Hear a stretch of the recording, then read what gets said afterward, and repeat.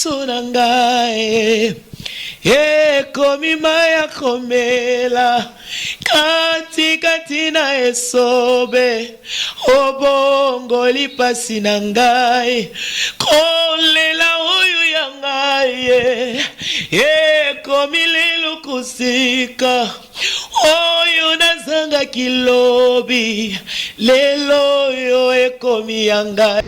Pour faire triompher la paix dans notre pays, Lolenge Batubazo déplorait ba irrégularité de part et d'autre. Nga la talissiming réalité à circonscription nga. Ba réalité à ba circonscription msusu toyebite. Na sengi na bandeko na biso ya cour constitutionnelle. Batala intérêt ya Congo. Mboko nde sangisi biso. Congo ndeza patrie na biso toza na bolingo ya Congo. Na sengi na bandeko au regard ya ba irrégularité nyonso ba annulé ba élection nyonso esalani. Tokende na transition avec Kabila. Mais bien sûr, comment tokolo ba tokende transition sans Kabila? Ah bon? Parce que là, bandéromi bazo télémila yango non. Bien sûr, na ebike posa ba congolais baza la posa ya alternance. Alternance yango euti ko salama. Mwana mboka Félix aza élu provisoirement président de la République à travers publication ya CENI. Mais ba congolais kaka bango mo bazo lobake baza na ba résultat nenge quand je dis ba congolais y compris moi na mboka Martin Fayulu. Alors bien ça là bas résultat oyo et le dit que yende a pasaki pour faire triompher la paix dans notre pays. Lolenge Batubazo déplorait ba irrégularité de part et d'autre. Nga la talissiming réalité à circonscription nga. Ba réalité à ba circonscription msusu toyebite. Na sengi na bandeko na biso ya cour constitutionnelle. Batala intérêt ya Congo. Mboko nde sangisi biso. Congo ndeza patrie na biso toza na bolingo ya Congo. Na sengi na bandeko au regard ya ba irrégularité nyonso ba annulé ba élection. Ambe na bonzambe lola ezofuta bien aimé dans les seigneurs Simona toya kolobakenza maboto toye wapi elongo na pasteur Feza Misi à la bouche autorisé de l'Éternel en Gabaziri que apporte Fabrice Kianga l'homme de surnaturel en Allemagne. Philo Nkwaya Motema Bibense Domo depuis Londres, Pena Maman Gisèle Lukelo Motema Papa Emmanuel et na Boston. Ma sœur Maria Bobette, pauvre l'angolaise depuis Talinza Malola. Amona Ope Amona Maman Mami Mbunga Motema Papa Blaise Mbunga en Suisse. Nangama Cholfon, les frères Papi Kongrena album qui sera sauvé Zobima le 31 janvier, sortie officielle, puis à redistribuer en gratuit pour Naba Am Bazar sauver les frères et Papi Kongrena Nabino Yostu Bozola Nabiso Tika Kenzama Lola Amona Bino émission Nabiso. Il y a de l'heure rien que la vérité to kosolani ba sujet et ça vraiment il y a mine bele koleka boza toujours connecté boyeba pour découvrir ba vérité na boyebite concernant makamozo kanambo kanabiso concernant élection de Nini Salami concernant bien aimé dans les seigneurs Ndengenin Félix Babimisi président concernant peu dépôt il y a recours il y a Ndekonabiso Martin Fayulu Nenge ba rejetant ou comment vous découvrir en de l'eau na émission na bien ba raison nini ezo bo bata na makamnyo so elongo nande kona biso to ya milelo na komo ya maître Patrick Ukunji Lumumba donc yende to sona est président de la dynamique des réflexions, c'est ça, des réflexions pour l'émergence de Kinshasa direct ainsi que yende to sona na émission de l'eau rien que la vérité mbote ndeko Patrick mbote mona mboka Alvin. Bonne santé maître. Oui, santé est normal malgré candidat député malheureux santé n'est pas normal. Bon, santé c'est toujours au zénith malgré résultat oyo nanga jugé utile ya nommer ba député parce que moi je confirme ceux qui ezalaki ko élire ba député ngana nazala parmi ba député élus au regard nazalaka sentimentaliste était naza muto na lobaka avec toutes les preuves à travers le bureau de vote nyonso o eza na circonscription électorale na ngai ya commune ya Kalamu ngai moko nazwaki temps ya ko circuler dans chaque bureau de vote et puis na niveau ya état major ya campagne ya mwana mboka Patrick Okunji Lumumba oyo bandeko nyonso bayebi molobeli ya bato bazindaka pe ya bato bavandaka pembeni ya bafulu tozwaki temps ya ko additionner ba voix nayebi le du premier ya ba députés provinciaux ya commune ya Kalamu au regard il y a résultat au CENI a PSI ou a publié et ça conformité par rapport à la réalité au bisoto ebi mais comme CENI azali institution compétente pour publier le résultat provisoire d'une manière officielle donc moyen bisoto loba ezalité et l'unique moyen autozalaki nango ezalaki ko introduire recours auprès de la cour compétente à ce qui concerne nous les candidats députés provinciaux cour o eza habilité à recevoir ba recours na biso eza cour d'appel net biso toza na Kinshasa Kalamu eza cour d'appel ya Kinshasa Gombe ba commune o nyonso ezali na kati ya district ya Funa pe ya district ya Lukunga ba commune wana nyonso ba orienter ba recours na bango na cour d'appel ya Kinshasa Gombe mais moyen moko ya kosala recours wana ndenge mibeko ezoloba il faut respecter la procédure. Comment respecter la procédure? Moi, en tant que candidat malheureux, à travers les résultats à CENI, il faut nazala en possession, il y a des procès verbaux, il y a des bureaux de vote, nyonso, qui na circonscription à Kalamu. Malheureusement, moi, Namboka Kone Nanga n'a pas permis cela. Pourquoi Tozolo ba yende à permettre en côté? Parce que bandeko belé ba kriaki ba congolais belé pour ne pas dire la majorité des congolais mais beaucoup de congolais bazala qui contre machine à voter mais toloba qui pour que topé sa chance na alternance topé sa chance na démocratie na mboka na biso avec ou sans machine à voter tokokene na ba élection ne tokene na ba élection mais yé en tant que organisateur alinga qui peut insister qui tokende kaka na machine à voter il était sûr que machine à voter tokokende na élection na kimia nyonso il y aura pas des irrégularités à travers la machine à voter mais aujourd'hui nous constatons que machine à voter nous a pas permis moi personnellement beaucoup de gens bazo poser la question mais yo moko juriste de professionnels juristes professionnels ozozanga moyen ya kokene ko introduire ba recours na bino ndeko na ko introduire ba recours sur base de quoi parce que recours non on n'a pas refusé. Alors, il faut faire la part des choses on n'a pas refusé mais nanga nous a pas permis ya ko introduire ba recours donc, comment yoka ndeko okay. Je parle d'abord en tant que candidat député provincial malheureux comme vous voulez le dire malheureux selon déclaration selon publication ya CENI nazo faire comprendre bandeko cour d'appel à interdire bisoté tokende ko déposer recours mais ngai en tant que professionnel de droit ba éléments on azala ngo eso permettre ngai tena kene ko introduire recours quels sont ces éléments loi et lobby pour aller déposer le recours il faut nazala en possession ya ba PV ba procès verbaux oyo ba témoin nanga bazwaki na ba bureau de vote nyonso allez-y comprendre j'ai aligné ba témoin na 267 bureaux de vote ya commune ya Kalamu nazaki na ba témoin partout dans tous les bureaux de vote j'avais aligné des témoins mais malheureusement ba témoin ils ont passé la nuit oyebi ba témoin langa ba sena nous 2 jours moi na mboka ba sena nous 2 jours sans kolala to bandina nous jour au tozalaki na CENI pour que tozwa ba carte d'accréditation ya ba témoin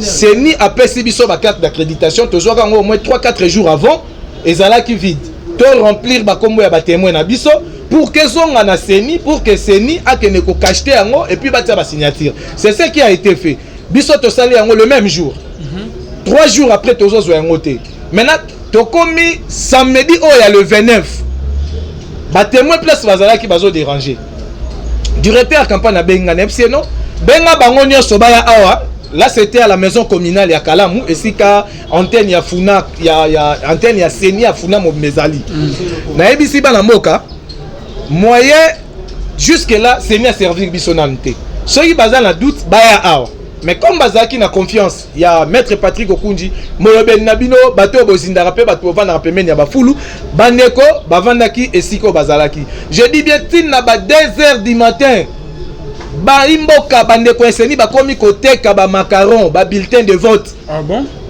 Na ba coûte ba bulletin de vote ba carte d'accréditation ya ba témoin bandeko bakomi koteka yango mona mboka nanga bandeko eseni batekaki yango ekomaki moneye nazoyebisa yo nga nazalaki wana eza makambo ya kodénoncer mais malgré cela toyeki kosala ndenge nini ngai quand même baye koservir ngai oyo ya ngai nyonso ebimaki mais batémoin place totinaki bango na babureau de vote ndeko sur 267 témoins 15 témoins nde bayeli ngai ba PV 15 témoins bayeli ngai ba PV na babureau de vote oyo nabimaki toujours le premier bana nyonso ya Kimbangu bana nyonso ya Yolo na minute oyo baza kolela balobi tozo comprendre témoin na mboka Patrick Okunji Lumumba le numéro 7 ya Kalamu lolenge ni na bimite bandeko bazolela bana mboka baza na déception ya Seni.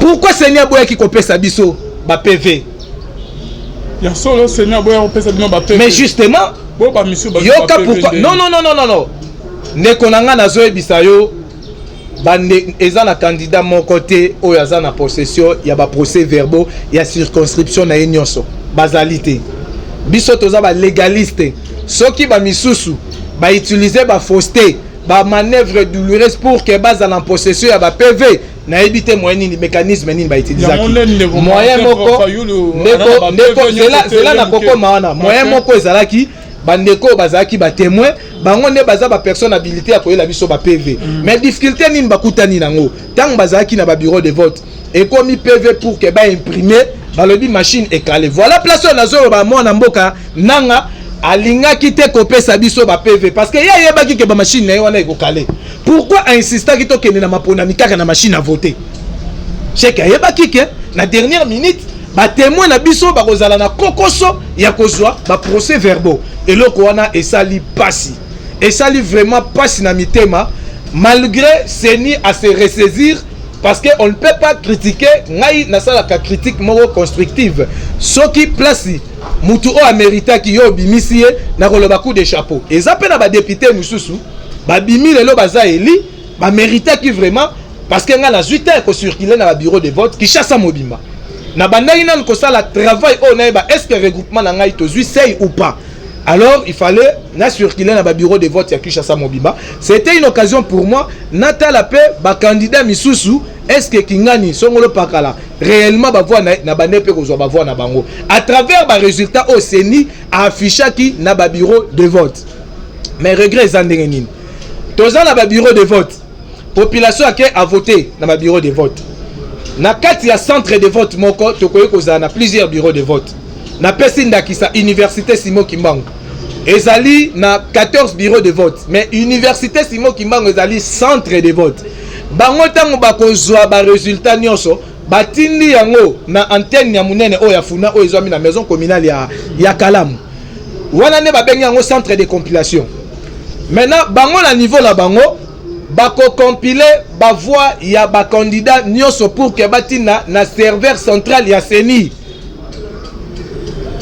et loko et salamité pendant que ba donné ezalaki na wana toza surpris koyoka mwana mboka nanga ko publier résultat et loko bandeko ya Seni ba ebisaki biso ba bandangi na ko travailler ba résultat ba candidat président de la République ba résultat wana et si là qui batina qui a serveur central mais oyo ya ba députés nationaux comme ba députés provinciaux et bandai ko traîner na nous na centre de compilation ce jour là biso to ebaki mwana mboka nanga ko publier résultat ya ba candidat président de la République mais à ma grande surprise toka publication ya ba députés provinciaux et likambo lisusu ya kokamwa na commune ya Kalamu et loko oyo je peux dire 50% des électeurs babandai kozela le numéro 7 na bango abima molobeli ya bato bazindaka pe ya bato bavandaka pembeni ya bafulu. Malheureusement lelo babenge candidat malheureux ndenge mwana mboka Calvin azobenga moyen peut to sala recours ezalité nazo profiter na pesa merci na ba électeur na nga nyonso bitumba eza ko continuer échec ezali suka ya mokilité mbala 5 ans après tokozala toujours na bitumba oyo mais nakotika ko défendre binote nakotika ko lobela binote bino bandeko la ngai o to vandanga na bino na kati ya mai soki mbule beti na kati ya ba poubelle bino bandeko la ngai oyo bongolo ekomela biso to koma ba Jésus Christ parce que Bible ezobisa biso kaka Yesu nde atambolaki likolo ya mai mais ngai na population la ngai ya Kimbangu ya Yolo ya Kauka ya Matonge na kati ya bongolo to koma kotika pont tozo tambola likolo ya ba immondice evandi likolo ya mai donc tozo tambola likolo ya mai moto alobela kabino yeyo moto alingaki na kati ya assemblée provinciale ya ville ya Kinshasa akende ko réfléchir na tina la bino pour que makambo ane sila pour que initier ba loi oyo elingaki ezala en faveur ya bandeko wana ezaka kabana ya commune Kalamu te bandeko ebele na ba commune ebele na Kinshasa baza vraiment ko souffrir na ba problème wana yango moniti na création ya ONG Otobengi dynamique de réflexion pour l'émergence de Kinshasa tolingi Kinshasa elongo na ba difficulté na ba problème nyonso o lié yango ba inondation ba immondice ba érosion insécurité délestage molili kolobate ba kwe mususu bandeko ba vivre ka bazara na mai te ba melaka mai ya mabulu il faut to lobela to dénoncer biloko wana pour ba autorité o bazokota ba institution siko bazokota ba tenir compte ya population ndenge azo souffrir. Merci Ndeko Patrick. Siko tozo meka ke okot na moi mozino ya disolo étant que da maître avocat o meka pe ko fungula biso maître Papi Patrick Okunji bandoko bazola na biso. O to beta disolo manki ya PV. La fois passée na yamaki moko ya vice-président ya ligue déjà ya PPRD Ndeko Henri Magique ameka un peu robeta c'est que non Ndeko Martin Fayulu adana manque ya ba PV adana ba PVT bango badana ba PV belé Chadari ana ba PV comme ata ba conteneur mais Chadari écoute a échoué. Mais kaka Ndeko Martin Fayulu yé à côté na bureau na ba PV mke ba mkana mke mais adana manque ya ba PV et recours na e kozala rejeté na procureur par manque ya PV. Est-ce que manque ba PV zo jouer rôle moko ya makaswana na moment ya ba recours? Ndeko eza vraiment question moko kitoko o ba imbo kabola nanga avec intention pour na ko introduire recours le lenge maître Patrick Okunji candidat malheureux na députation provinciale à introduire c'est la même chose na ba candidat nyonso tozwi ka ba candidat président de la République c'est ni à publier ba résultat moi la mboka Martin Fayulu a contesté ba résultat wana mibeko epesi nzela akende ko saisir cour constitutionnelle cour constitutionnelle ezali juridiction compétente pour recevoir ba recours ya ba candidat malheureux na niveau présidentiel na ba candidat malheureux na niveau ya députation nationale contrairement à la cour d'appel wana ezali pour na ba candidat malheureux na députation provinciale tozwi ka ya mwana mboka Martin Fayulu na landaki na nzela ya télévision akendaki ko déposer recours na ye mais ngai nazo se poser ba question en tant que candidat provincial ba témoin na ngai bazalaki na difficulté à kozwa ba PV pendant que to alignaki bango na ba bureau de vote nyonso c'est la même chose lolenge ngai en tant que candidat malheureux na députation provinciale na alignaki ba témoin na ba bureau de vote nyonso nazwi kaka commune ya Kalamu esika nga nazalaki candidat je suppose que mon mboka Martin Fayulu pe azalaki na ba témoin na ye azalaki na ba témoin na ye na ba bureau de vote nyonso je suppose parce que je n'ai pas de preuve étant donné que nazalaki na 4 états major ya campagne na été admettons que c'est vrai alignaki ba député ba témoin na ba bureau de vote nyoso. Est-ce que difficulté oyo ba témoin nanga ba connaîtra ki ya kozanga ba PV ya ba bureau nyoso? Est-ce que ba témoin na bazala ki en possession ya ba PV? Vous voyez, il faut tous se poser peu ba question. C'est ce qui se disent. Voilà maintenant il faut ba question on a tous se poser. Biso to kuta na difficulté wana. Même le lo ba député nationaux misusu ya funa bazobenga ngai o to eba ina bango. Est-ce que maître cause en possession ya ba PV ya ba nationaux na bibo? Ngalo ko na zaki provincial na s'intéresser beaucoup plus na zo ba PV ya élection provinciale. Malheureusement na eu 15 procès verbaux sur 260 quelques. Allez-y comprendre. Maintenant comment na rokende ko introduire recours na ngai. Mais en ce qui concerne moi la mboka Martin Fayoulou na évité réalité électorale ya ba candidat président eza Congo Mobimba. Tokoki ko affirmer qu'il a passé ou bien ko infirmer qu'il a passé à quitter na contexte cas que ville à Kinshasa. En tout cas, c'est vraiment difficile. Côté on est photos à la réaliste, tous à la vraiment raisonnable. Je ne peux pas co-estimer le résultat à un candidat président de la République pendant que ngana zalaki nakati ya ville province de Kinshasa na ebi peut-être sondage na koza na idée na ba voix oyo bazwaki ba pourcentage ba koza na ville à Kinshasa. Par rapport ya ne senko lobby na bango pe ba lobby ke bada na ba preuve bona bo mais ba preuve nyon surtout ba sangisa ngote ba témoin nyon surtout na ndenge zo lo banke ba pesa ba PVT ndenge pesa na kana yo.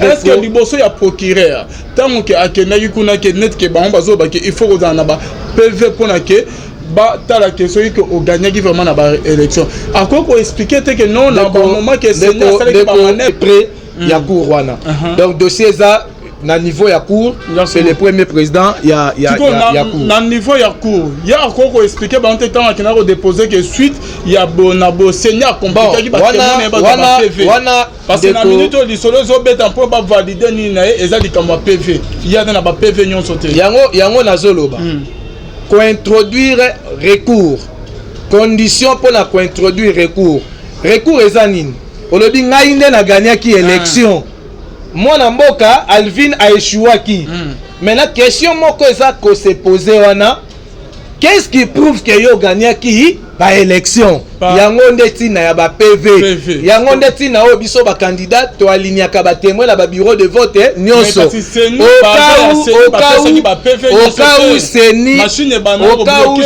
a publié résultat o eza contraire na ba PV o toza nango netoke na ba contentieux électoraux.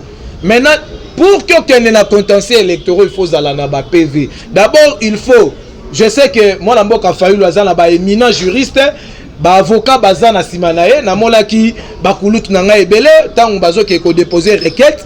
J'espère que bazo ki temps ya ko analyser babilo ko wana nyonso baza bato bazo maîtriser droit, ce sont nos aînés baza la ba notion bazo maîtriser, je peux dire plus que moi, mais eloko moko o nga la ko yebisa ondeko o juriste moko te na mokila ko contredire ngai conformément à la loi soki oza en possession ya ba procès verbaux te en tout cas ba ko rejeter requête na yo à moins que par exemple Seigneur publié lobby ndeko Félix Chilombo abimi dans les 7 millions et quelques. Supposons que moi la mboka Fayoulou admettons que ba bureau de vote ya Congo Mobima eza 100 na lobby te que eza 100. Je donne un exemple. Eza 100 et que a réussir kozwa 80 PV. Mais na 80 PV na ewana ezotalisa nombre de voix o ebimi rien que na 80 PV et l'équipe va voir au Seigneur publié au moi la mboka Félix Azui. En ce moment là à Koki ko se compter kaka na 80 PV là malgré ekoki santé mais avec 80 PV on attend à monique ezopesa ye ba voix koleka au Seigneur publié comme vainqueur. En ce moment là à quoi kokende na yango sur dans 40 par exemple bien je peux dire même 40 au cause de la même na 40 PV et que ba résultat o eza na 40 PV wana ce qui est supérieur par rapport ya ba résultat o Seigneur a déclaré vainqueur au quoi ko saisir et ce qui est inférieur après na ba explication ba difficulté ba témoigner ba kutana na ngo kuna explication ba machine côté monsieur bloqué qui bazoi ba PVT yango wana vi ces explications yango moni mwana mboka Patrick Okunji accueilli que déposer recours na une cour d'appel T. Parce que au regard de la loi, ba explication wana eza fondé T. Ba pour rejeter yango. Et quand nyonso wana papa à côté mususu ke ba pete ba PVT parce que ba machine est bloquée yo monyo ndenye daki ba manœuvre ya seni ba yebaki ba je ba voilà eloko ezo sala passe. Vous savez que le Lenge Seni a publié résultat. Azui ba donné au ezalaki na ba bureau de vote T parce que biloko nyonso eutaki na ba centre de vote et aki na ba centre de compilation. Il fallait Seni Azela. Ba centre de compilation ba ça la rapport. Selon l'information tozwaki ba centre de compilation ba bandaki nanu ko recompter parce que ba ça ka recomptage ya o euti na ba centre de vote. Ba bandaki nanu ya ba candidat président. Il semblerait que Basili Sagi déjà ba candidat président batindi yango na serveur central. Et jour ya publication biso tourné kozela moi la mboka nanga publier résultat ya ba pardon ya ba président. Mais selon l'antenne ya Seni, Basili Sagi na une compilation ya ba élection provinciale na nationale T. Mais boni moi la mboka nanga ake ko publier yango. Ye moko pe lisusu alobi yango que ba clé ISB et servaki bango pour la publication. Or il fallait là rapport manuel et ça m'a par écrit na ba centre de compilation biso pe tozaki na droit ko aligner ba témoin. Déjà wana tolingaki toyeba par exemple na commune ya Kalamu député provinciaux nana abimi le premier nana abimi le deuxième tolingaki toyeba bango à partir ya centre de compilation. Aussi mon papa maître na ba centre ya compilation papa c'est que bino bozaki temps ya rotina ba témoin te. C'est-à-dire ba informa ki biso totina ba témoin mais loro ni nazo déplorer pour na Seni. Ba information est à la veille. Ba informa ki biso et puis totina ki ba témoin. Zana ba candidat totina ki ba témoin. Mais il s'est fait que ba témoin wana bazala qui empêché. Ah bon? Pour que basa la musala na bango et bandaki même na ba bureau de vote. Bazo limiter nombre ba témoins. Bon, là on pouvait comprendre que basa les aki miké mais basa la rotation. Ba o ba kota ki ba bimi misusu pe ba koti. Ba témoin bazala ki na liberté d'expression té. Toza na kati ya démocratie. Lelo oyo eloko nanga sali. Ya ko publier résultat provisoire ya élection présidentielle. Kotanga kombo ya un opposant en lieu et place. Ya ndenge oyo makanisi ya ba Congolais. Parce que qu'on se le dise la vérité na cité, le Congolais est en train de dire que bakobimisaka ka dauphin. Bakobimisaka ka dauphin. Mais eza surprise oyo nanga a surprendre le peuple congolais. Côté la surprise ya bongo toko betelango quand même maboko pona avancée significative ya démocratie alternance na kata mboka na biso. Na ebité so raison na ba pays musu c'est salama na Afrique surtout au monde dauphin. Mutu oya désigné dauphin, bato bazala pouvoir ba désigner dauphin, pe dauphin on a échoué. En tout cas côté wana tokoyi koloba coup de chapeau na mwana mboka nanga. Mais à condition que résultat wana ezala conforme. Et pour nayo ba résultat ezandengeni. Moi je ne peux pas affirmer que résultat est non conforme ou bien ezala conforme. Non par rapport à ba élection ma pona medeki ndengeni selon yo. Ndeko parce que là papa maître Patrick. Ndeko nazolinga ba congolais to comprendre réalité moko. Mwana mboka okunji o azolo ba liboso na bino azalaki candidat député provincial ya moko ya ba commune ya ville de Kinshasa ba bengi commune ya Kalamu. Ne grandi à Kinshasa naza censé akoyeba sondage réalité ya vote ndenge elekaki na ville de Kinshasa. Totika kozala ba sentimentaliste oleki na télévision lokola o mesana kofinga o mesana koloba bayoka ozoloba tu te permets ya kopesa sondage ya résultat sur toute l'étendue de la République démocratique du Congo. Moi la mboka ngana keba Congo te na ke Bandundu te na ke Équateur te na ke Nord Sud Kivu te na ke Lubumbashi te na comment na rozala à mesure ya kopesa ba sondage wana mais Kinshasa na tambolaki pour na koyeba regroupement na biso est-ce que tozui seuil ou pas. Naza na idée na Kinshasa. Mais comment la bande comme sous bazoleka azopesa ba détail avec certitude.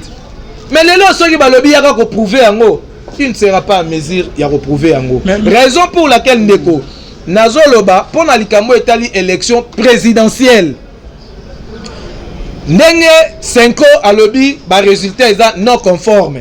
Oui, 5 ans ko loba bongo parce que 5 ans atinda ki ba observateur na ba bureau de vote nyonso à travers la ville de Kinshasa. Le lenge 5 ans atinda ki ba observateur, on suppose que 5 ans a koi kozala na vérité moko boy oya yebi sur les élections. Mais ce n'est pas le cas na mwana mboka Patrick Okunji Lumumba. O atinda ki ba témoin kaka na commune moko. Talana le Kinshasa dans 24 communes. Mais rien que na tindika na commune moko, na zipe ba PV en onyo sauté. Et comment na kosala ba analyse par rapport à un candidat président de la République ko ba songolo nde alongaki, songolo pakande alongaki te. Bon.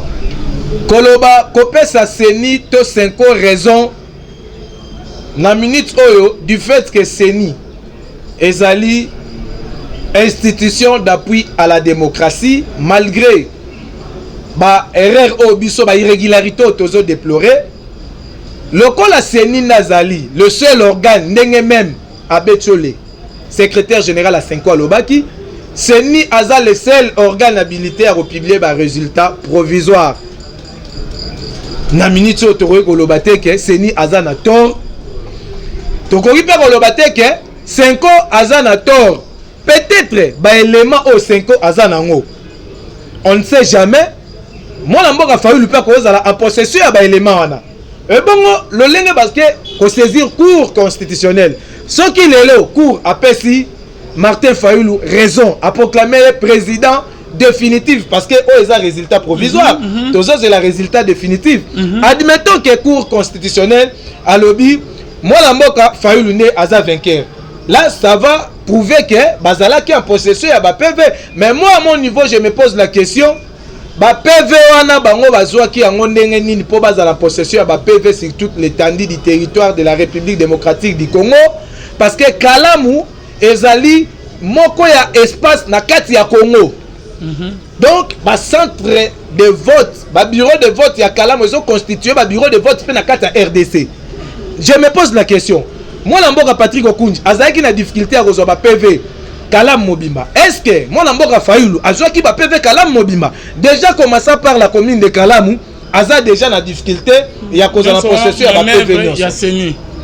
On peut dire bon la faute yango ngala zo senga vous voyez biso toza ba kinois za mutoyo amesana na kimia tolingaka kimia nazo senga na ba papa na ngai ya cour constitutionnelle ba juriste de formation et de profession bozaba au magistrat nalandaki maître Nkulu le jour où Seni a prolongé ki ba élection kolongola yango le 23 décembre pour kamema yango le 30 décembre yoka maître Nkulu alobaki Seni azali na compétence wanate. Et là c'est ce que dit le texte. Seni il fallait à saisir cour constitutionnelle pour que atali sa cour que vi ba donc Seni a constaté qu'il ba problème technique voilà. C'est ça, ba problème technique au Seni a déploré qui. Vi ba problème technique au biso Seni toza habilité nango. Toye ko saisir cour pour que cour a ordonné report à l'élection à date X. L'esprit y a message y a mettre un coup au le loi juge na cour constitutionnelle ezala kibongo. Kobanda kaka na raisonnement wana. Maître Nkulu, c'est un éminent juriste. Oyo bato bazana monde judiciaire baebi très bien. Akoy ko le kate po loba makampo na sentiment ko loba et aza parmi ba juge o ba ko siéger na ba recours oyo. Moi je pense que pour faire triompher la paix dans notre pays lolenge batu bazo déplorer ba irrégularité de part et d'autre nga la talisimi réalité à circonscription nga ba réalité ba circonscription mususu toyebite na sengi na bandeko na biso ya cour constitutionnelle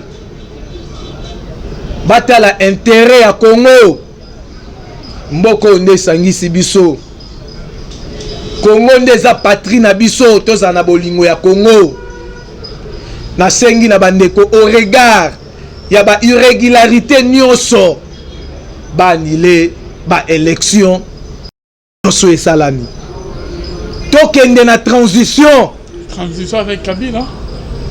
Mais bien sûr comment tokolo ba tokende transition sans Kabila? Ah bon, parce que là bandeko mingi bazo telemila yango non. Bien sûr nayebi ke posa ya ba congolais baza la posa ya alternance yango euti ko salama mola mboka Félix aza élu provisoirement président de la République à travers publication ya CENI. Mais ba congolais kaka bango mo bazolo bake baza na ba résultat ndenge quand je dis ba congolais y compris moi na mboka Martin Fayulu alors bien aza na ba résultat oyo elobi ke yende apasaki azo saisir cours. Mais moi je me pose la question, est-ce qu'ils ont en possession de prévenir ça? Si oui, nous avons la confiance à court, bako tranché. Mais sinon, pendant que peut-être que vous avez la pécanette yanga, biso totambo na ba bureau de vote nyonso. Sinon, à ce moment-là, la cour va rejeter sa requête. Merci beaucoup, Ndeko Patrick, Maître Patrick, Nandengo répondant à l'invitation d'Abisso. Parce que par rapport aux hommes de rebelles, c'est comme si Makambo Beta est un centre, il y a compilation, bon négligé, on dirait que Bamamion est salamine. Non, Ndeko. Ok, Binobo se concentrer car mingi jour il y a vote, toti na ba témoin na bani mais na centre il y a compilation idée wana. Ndeko. Na éviter il faut comprendre nanu.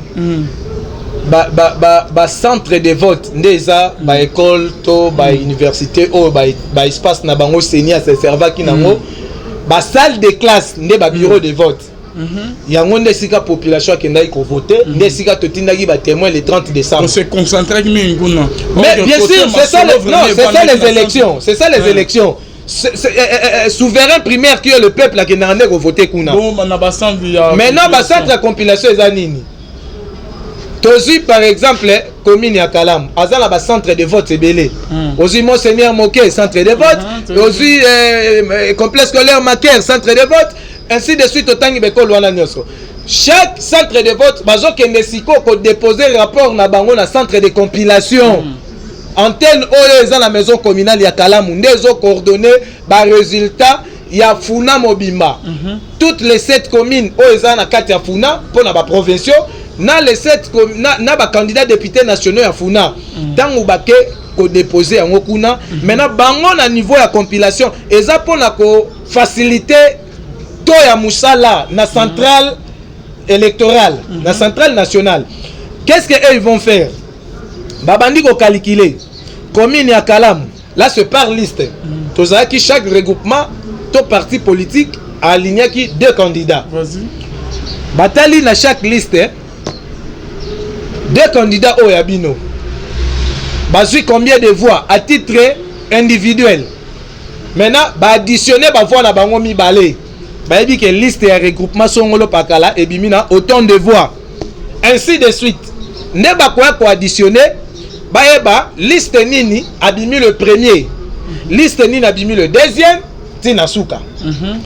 Et loko centre ya compilation ba sala yango wana. Tangu centre ya compilation à kosala yango na centre ya compilation peut oza la droit koza na ba témoin. Maintenant ba témoin o ba koza na centre ya compilation bango ba koyela biso déjà résultat toyebi ke na commune na Kalamu les 2 élus bazali songolo pakala. Tika koyeba na te. Voilà maintenant nesika pasi ezo sala biso comportement au seni affiché ba témoin totindaki musala wana na centre ya compilation. Et si la kina nous te pour la élection, il y a des députés nationaux et des députés provinciaux. Selon rapport, il y a des témoins, musala o esilaki eza ya ba candidat président de la République parce que wana basenga ki en urgence ekende déjà parce que publication il était question bande ya ba président côté wana selon rapport nazwaki basilisaki yango. Mais à ce qui concerne les députés nationaux et les députés provinciaux, c'est ni asilisaki yango nanu te. Mais résultat on a ko publié à se baser bolanda ki mona mboka nanga emoka lobaki na ba clé ISB. Donc ba témoin ba participer ki te po ba yeba véridique yango ne bo nomination. Justement yango tozo estimer ko benga yango nomination. Merci Ndeko Patrick. Mutuna ya suki ezali par rapport ya nini na niveau ya ba centre de compilation papa. Na niveau ya ba ninyo ya ba président. Na ba ville nyons tout selon Senko selon bande musu tant que ba calcula ki ba landeli na niveau ya ba centre ya compilation ba mona yeke Ndeko Martin Fayulu nde montada en tête à gagner na ba élection mais tout surtout qui Seni a petit résultat moussous ok bande ko bazwaki na ba centre ya compilation que Félix Montou abimi président réaction no epozani non wana eza nango problème te vois moi quoi ko suivre yango wana ba ki ko déposer recours parce que boko ko perdre temps te ya ko discuter tout autour de ça a introduire recours na bango mais ngai nde inquiétude na ngai ezali par rapport ya recours na bango est-ce que baza en possession ya ba PV nyonso. C'est ça là où il faut se poser le problème. Ceux qui basent en possession à PVT, en tout cas, là il faut savoir que cour a déclaré en non fondé, a rejeté action et puis a confirmé le résultat au pardon, CENI a publié qui moi l'amboka Félix Tshilombo président de la République. Merci beaucoup. Et puis eloko moko nalingi Natalisa Bandeko. Ce qui, parce que le recours est déjà déposé. La sengi na baimboka mboka moko o esangisi biso yango au Congo nzamba pesa biso bakoko batigela biso. Ce qui requête wana ya mola mboka Martin Fayulu ezali na ba irrégularité déjà soki ba PV zéro kokate eza ba irrégularité déjà au cours a ko relever yango. Ce que eza ba irrégularité ndeko to bomambo kate to tumbambo kate le seul pays nous appartient en goyo. Moi je pense que pour la bande ko na biso na kati opposition bitumbe zalaki ya Martin Fayulu te ya mwana mboka Félix te bitumbe zalaki ya opposition ba gagner ba élection le loyo quel que soit nyonso to ko déplorer pour l'intérêt majeur ya pays net biso ope na ray ko loba na kende na salaboé mais la vie continue. Après les élections, la vie continue. Tovandi, tozo observé.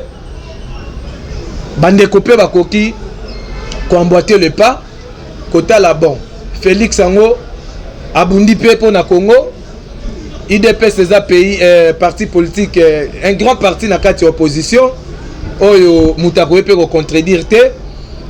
Lelo soki n'a pas donné parce qu'il faut pas oublier IDPSP azoloba azali na ba résultat azala ba PV nyonso oyo et bimisi Félix président donc to éviter qui détient le vrai procès verbal banani baza vraiment ba vainqueur mais jusqu'à la preuve du contraire toza obligé de s'incliner na OCNI à lobby de l'entretemps tous la sanction définitive au cours à Koloba ce qui aux la sanction positive pour na bandeko ya lamuka kitoko soye kozala pe sanction positive pour la bandeko ya crash et kozala pe kitoko pour moi la monique opposition il faut bazala dans la joie parce que ba gagner bituma oyo bandeko luko alternance démocratique. Merci Ndeko Patrick vos numéros de contact s'il vous plaît na na poser en contact. Numéro ezali 00 243 90 322 18 91 00 243 90 322 18 91. Voilà numéro en ezali pe na WhatsApp. Soki bobengi malgré connexion pour l'instant ils ont les KT mais à travers appel normal, vous en avez directement. Merci Ndeko Patrick. Je promets que prochainement tu vas bien sortir na masolo. C'est moi qui vous remercie. Merci na Arnaud Kamane oya ma caméra bonzambe na bonzambe lola ezofuta simana to ya robaka nzamba boy. Pourquoi ce soir? Bye. Le temps passe et ne s'arrête jamais. Alors réveille-toi mon ami. Et tout ce qui nous quitte chaque jour, laisse que cela nous serve de leçon. Car à chacun son jour, à chacun son tour. Peut-être demain sera ton tour. Alors réveille-toi et prépare ton âme. Car un jour. Oh, oh, oh, hey. Oh, oh, oh, oh. Hey. Le temps passe, le jour s'envole, s'en va si vite sans laisser de traces. Hey. Comment faire pour l'arrêter, car il nous amène vers le jour de départ. Yeah. Tout s'effort avant nous, n'ont pu l'arrêter. Il s'en va sans arrêt, sans pitié, ni nous laisse le temps de faire nos bagages, et de tout mener. Le temps passe, le jour s'envole, s'en va si vite sans laisser de traces. Comment faire pour l'arrêter, car il nous amène vers le jour de départ. Tous ces forts avant nous n'ont pu l'arrêter. Il s'en va sans arrêt, sans pitié, ni nous laisse le temps de faire nos bagages et de tout amener. Il s'en va seul sans nous. Faut mieux perdre tout plutôt que de perdre son âme. À quoi bon tout gagner, ben sera que vanité. À quoi bon tout gagner, perdre son âme si l'on est censé de tout laisser. Moninga, verser le sang de l'autre, si demain sera le tour, tu seras seul comme dans un miroir. À quoi bon tout gagner, perdre son âme si l'on est censé de tout laisser. Moninga, verser le sang de l'autre, si demain sera le tour, tu seras seul comme dans un miroir. Où tu rendras compte devant le Seigneur toute ta vie sur terre. Après avoir tout gagné, l'on s'en va seul, sans rien amener. Faut mieux perdre tout plutôt que de perdre son âme. À quoi bon tout gagner, demain sera que vanité. Faut me perdre tout plutôt que de perdre son âme. À quoi bon tout gagner, demain sera que vanité.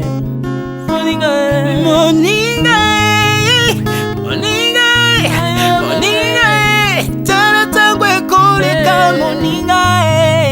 Moninga, tala bato bako kende. Okosala lolendo na mokili okanisi mokili yango yayo, etala bato bakoleka. Tango ekomema ngai, tango ekomema, tango ekotika moto te. Bakulutu bayakala basi bakende. Moninga, tala tango ekomema. Papi Charles Mombaya si akenda kala. Otango eza komema. Ya Marie si akenda ye. Misa mungolo we, tala tango ebebi ye. Papa de baba si akenda kala. Tango eza koleka. Ale moloto we si akenda kala. Tango eza koleka. Ata mobutu sesese kokukungwendo wazabanga asi akenda kala. Tango eza koleka. Muse Laurent Désiré Kabila akenda kala. Tango eza koleka. Tango ekotika moto te, tango ebangaka mokolo te. Liwa bangaka mokolo te, abangaka peleki te. Abangaka moto mbongo te, yokaka pe mobola mawa te. Liwa tango yaka amemaka moto nyonso. Tango ekoleka, lengela bomoi na yo, epana yawe. ntango ekomema ndenge na bomoi na yo mokolo na yo ekoya okokende ndenge nini le temps passe ne s'arrête jamais le temps passe moninga moninga tala tango ekomema moninga tala tango ekoleka moninga tala tango ekomema moninga tala tango ekomema tango ekotika moto te ndenge na bomoi na yo tala bato bakokende osala ndenge nini okotikala ebende te okotikala ebende. Le temps passe, ne s'arrête jamais. Le temps passe, ne pardonne jamais. Le temps passe, ne s'arrête jamais. Le